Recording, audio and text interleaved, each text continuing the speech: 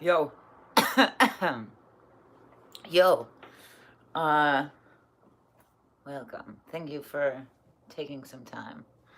Um, Forgive me for being a little aloof this month.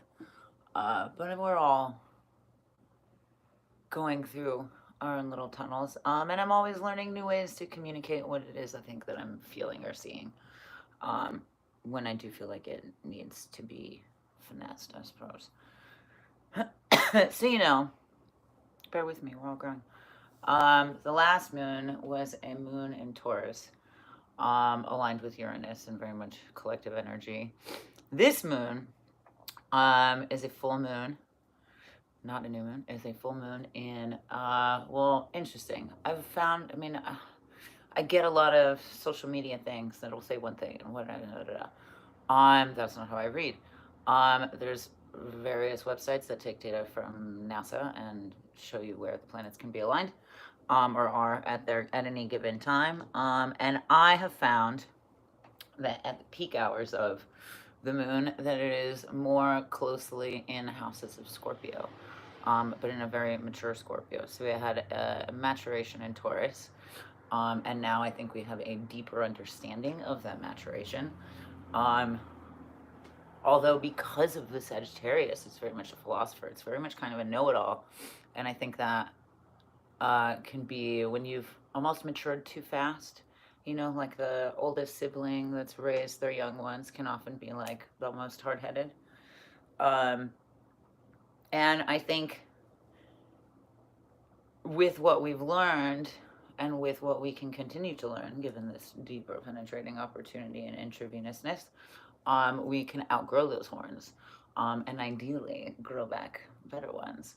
Um, and originally, I totally meant that with a Taurus in mind, but I love my horns. Um, I think in understanding that you've outgrown your horns, you're looking beyond the point of the arrow. And this is where it'll come in handy as the moon does jump into Sagittarius. We're collecting data and collecting information and collecting habits and sort of synthesizing information to ultimately find purpose. But purpose devoid of all of the strange attachments maybe that we've been taught. And I think purpose can take many forms and be defined in many ways.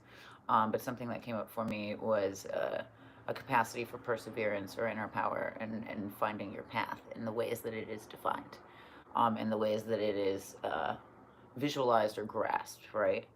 But beyond identity, beyond those words or labels or titles or character cues, who are you, and would you be any less you without it? I think people that maybe turn to guidance in this way, and I know myself have considered, would you feel less connected without cards or crystals or what have you?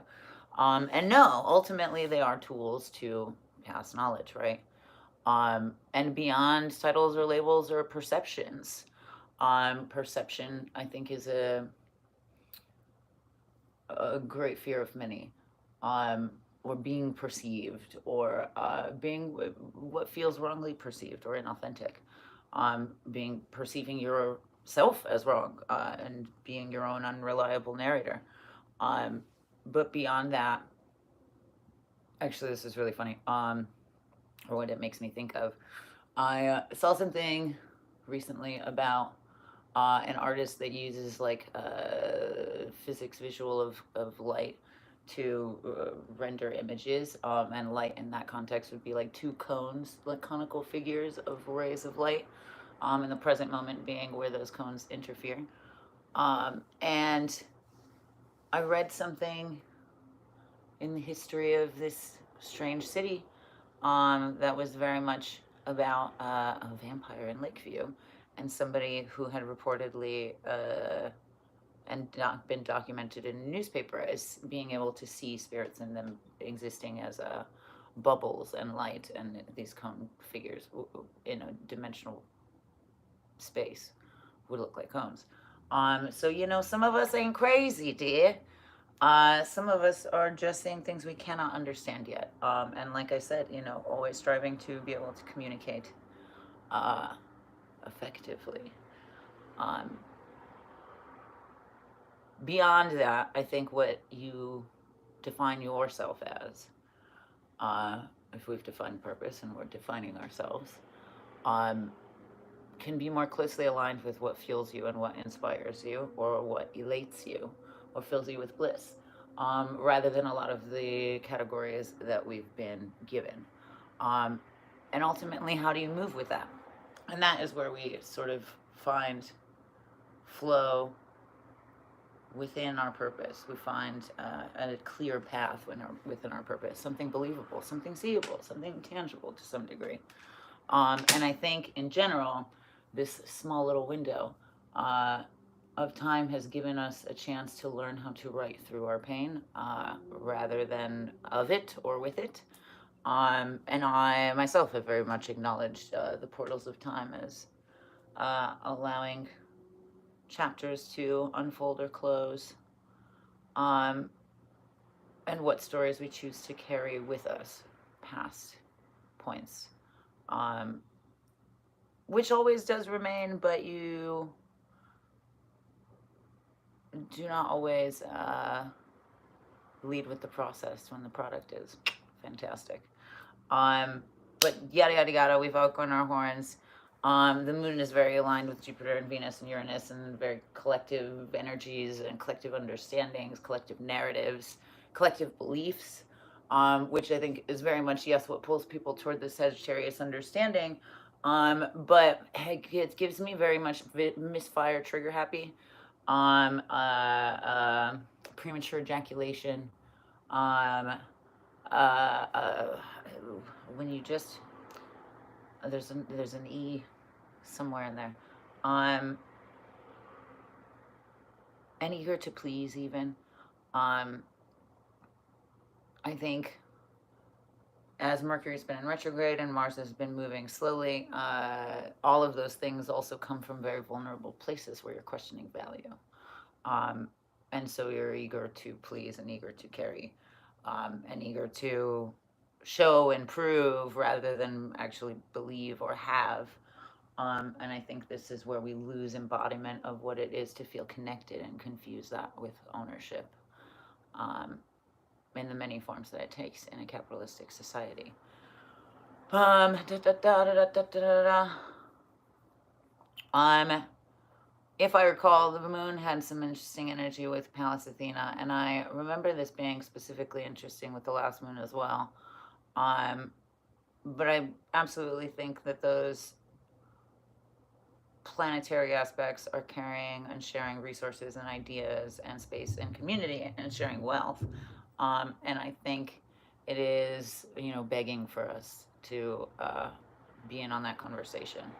Um, and the moon and these hours do carry some enticing surprises, and most people will already be in it, um, but looking for something.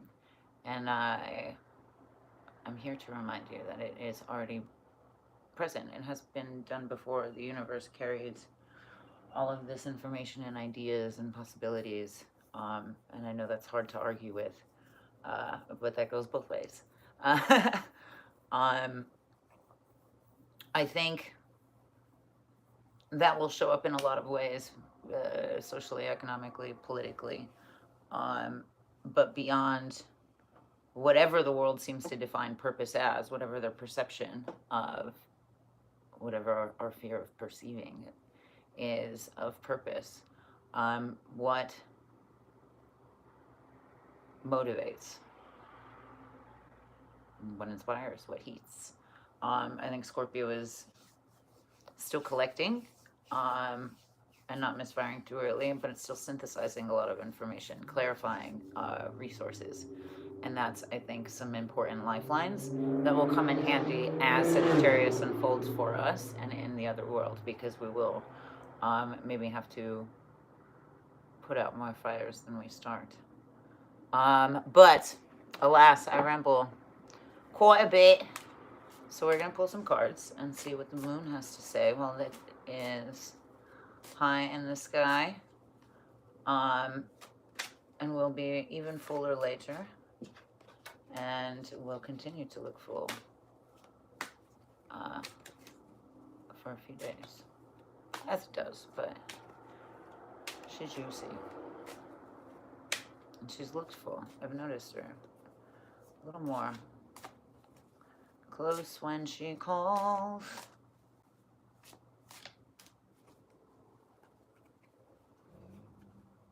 Alright, space, time, structure.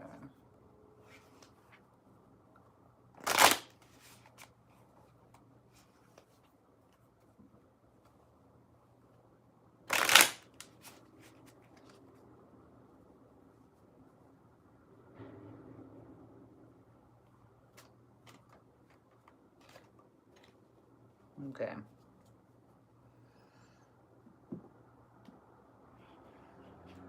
I'm going to shuffle them both, and then we're going to breathe. I feel like that makes a ton of sense.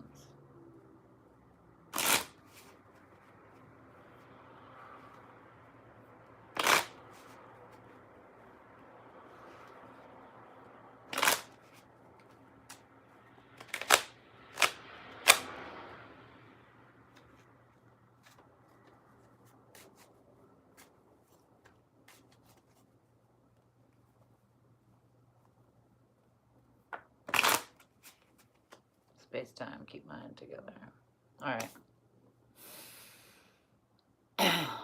Much like you are hanging out with me. And there are cards in between us. I invite you to take 3 deep breaths with me. And with full awareness to what your body may receive. Or your mind. Take a deep breath in. In and exhale.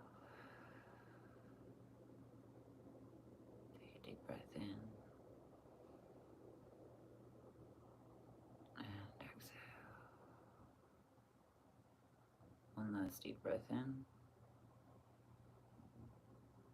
and exhale.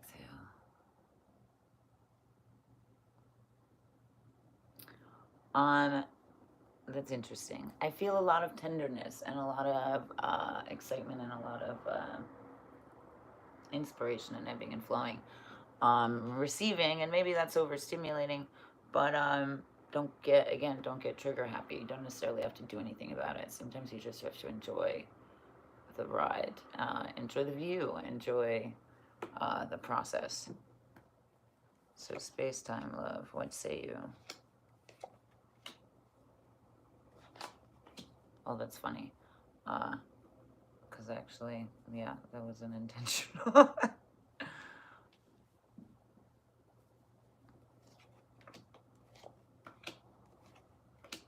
We're just drawing together.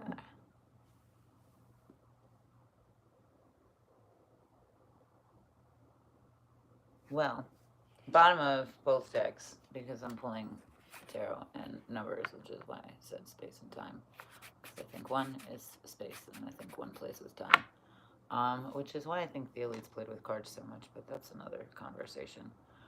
The Fool and the 3 of Hearts, which is quite a severe looking card, right? But 3 of Hearts, you're thinking emotions, you're thinking water, energy, memory. So it's not even actual physical pain. It's much more emotional, psychological trauma. But the converse of that is the 3 of Hearts is when you're so satisfied that you have satisfaction to offer. When you have so much, love in your heart and, interest in yourself and your life and value for the way that you see yourself, then you have more of your experience of life to offer, which is, I think, very much how love continues to be a growing thing. That being said, the Fool at the bottom of this deck is very much new beginnings, new entryways, new processes, new patterns, new recognition patterns. That can mean a lot of things given AI. But it's very much a positive card. It's very much a new sunrise. I think there's a lot of,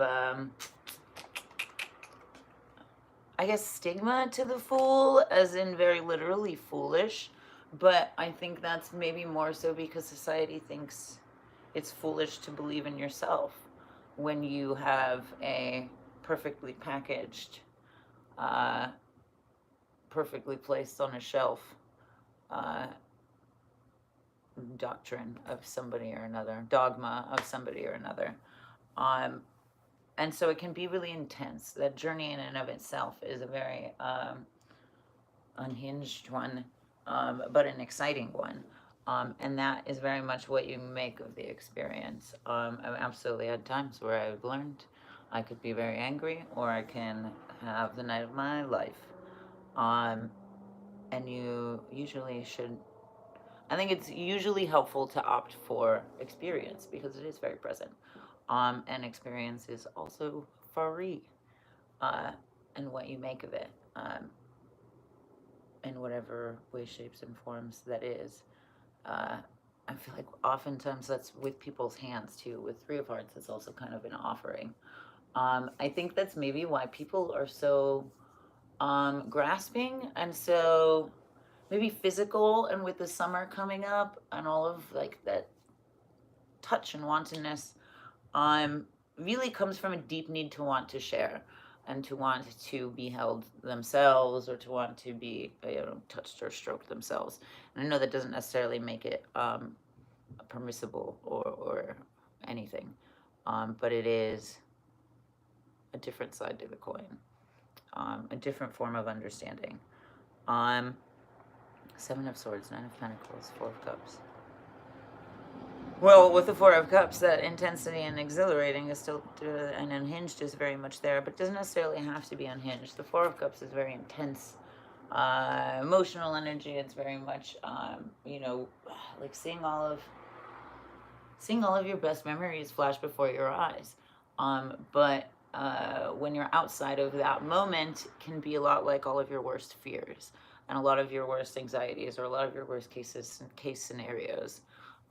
When in fact that is maybe more being trapped or water dammed in the past or the future, rather than being present for the journey as the Fool would be, or a proper upright Three of Hearts would be, offering their psyche rather than just their pain. Like I said earlier, what was it? Writing through your pain, not of it, or not with it, something like that. Seven of Swords, Nine of Pentacles. I think there's a lot of things being offered to us that may not be necessarily what it is that we want or need, but in all the excitement, it can be very easy to kind of just keep taking balls to juggle, and not really considering the outcome of what happens when you have too much. What is going to happen? How are you going to command your own resources then? I think I messed that up. How are you going to command your resources then? In terms of like legit, like circus act and juggling, do they have EMTs on staff? Who's, at the base of the ladder when you're juggling, that's going to catch you when you fall? Are there air mats? In real life, that's like, who do you turn to you? Who is your, nourishment? How do you nourish? It doesn't necessarily have to be who at all. I think in fact that is a lot more like codependency, when in fact that is why we have so many dogmatic spiritual paths. It's kind of like capitalization on that, exploitation of that, when you can just find a sort of chapel and peace within you that ails that. Again, seeking spirituality in the wrong ways, in prepackaged ways. The Seven of Swords, inverted, a lot of expectation, expectation of the self or expectation of others, I think that can come with a sense of entitlement too. Maybe feeling entitled to more, entitled to, uh, you know, I feel like sometimes I feel like I'm entitled to time with myself. And that is difficult for people to always acknowledge. Um, well, I guess it depends on how you voice it too, right? Um, but that can also be like a feeling like other people are feel entitled to your time. Then again, two sides to the coin. Um, but with all of those things juggling, with all of those options, with all of those temptations, even, where is it that we truly feel nourished? I feel like, ooh, even in a very literal context, that can be like chain smoking, or like binge drinking, or uh, I'm sure there'll be interesting upticks of use or overuse in cases that ultimately at the time feels very nourishing or very upticking, and is actually quite stating, quite numbing, quite non-clarifying, and makes it harder to sort of synthesize information that may pass, that may come through. So I mean, that depends. You know, what is it? You know, like there's people that fast because they're trying to talk to spirits. That's not what you're trying to do.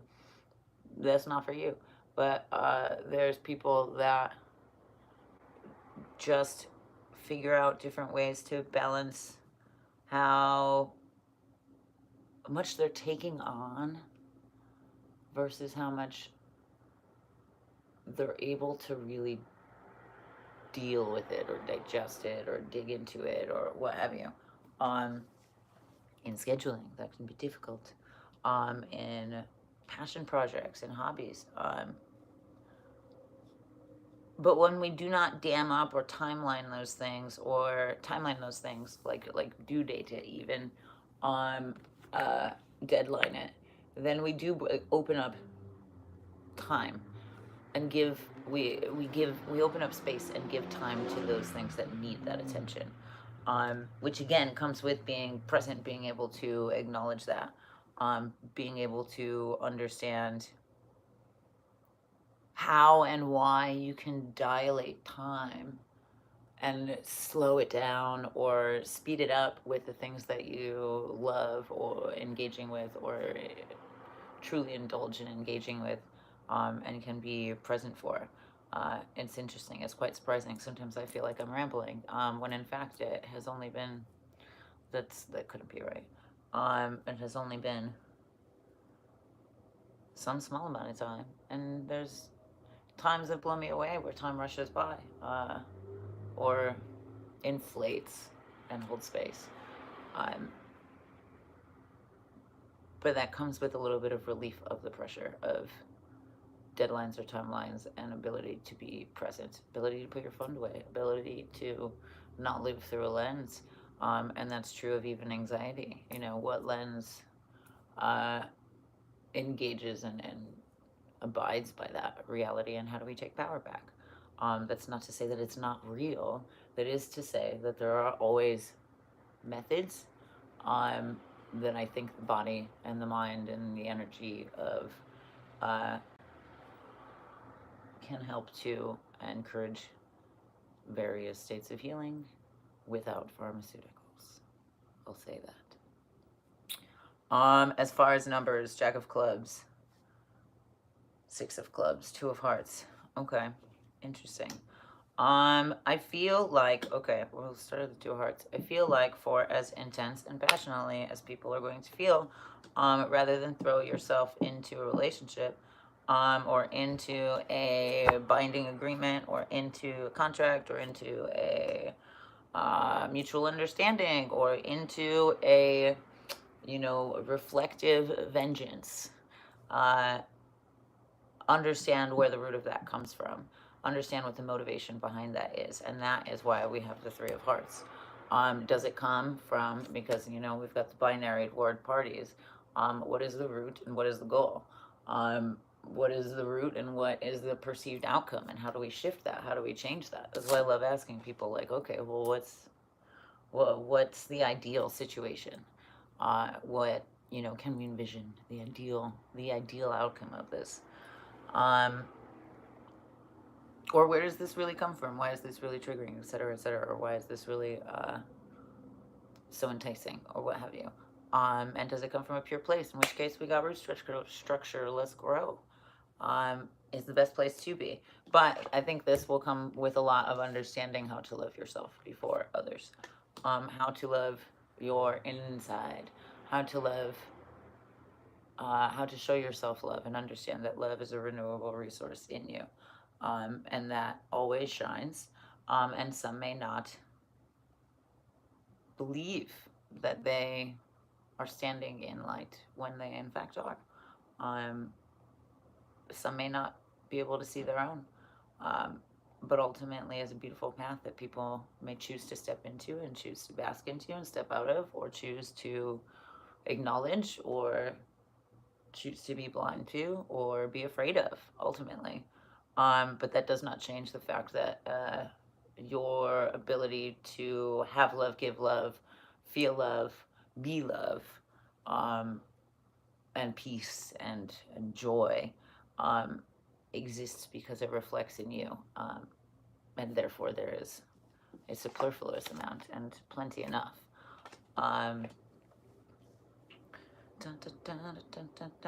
Jack of clubs, six of clubs. The six of clubs is inverted. I feel like the Jack of clubs is like almost mocking us with this card in a, like, you can't predict this ride. You just gotta ride it. You just gotta, like, what's that character in Finding Nemo? The turtle. It's just like, surf the wave, dude. I think that is very much finding a playfulness in instability. As much as a lot of this has talked about being able to, I guess, stabilize your emotions and stabilize your, ideas of perceptions of you, and ideas and perceptions of what it means to be you, and what fuels you, and what your purpose is. I think there's a great unraveling that comes with that too. That shows us a lot of what's underneath the surface, and then you get to see what's true and what really sticks. And that can be really fearful. That can be really sad. I feel like that's almost like, what if you were to sell everything you've ever owned to move to another country? It's fun to fantasize about, but then sometimes you get sad because you're like, but I love this stuff, but I love that stuff. The Jack of clubs is almost like, the Jack of clubs with the six of clubs, I feel like, is like, entertain that fantasy and make peace with some of the ideas, and let that lead you to why you're attached to things and why you're not. And allow that to bring some clarity. It's not necessarily like make peace with losing all your shit, but make peace with the sense that it doesn't make you, and that it never will. And that is a very destabilized external with a very stable internal. And I think that will prove to be very important, and will prove to be a balancing and a peacekeeping in a very upturned world. Yeah, that's like the best thing I could say. I have some of my own titillating full moon things to do. So with that, I bid you adieu. I love you much. I wish you well, and I'll see you on the other side. Taneta akoi.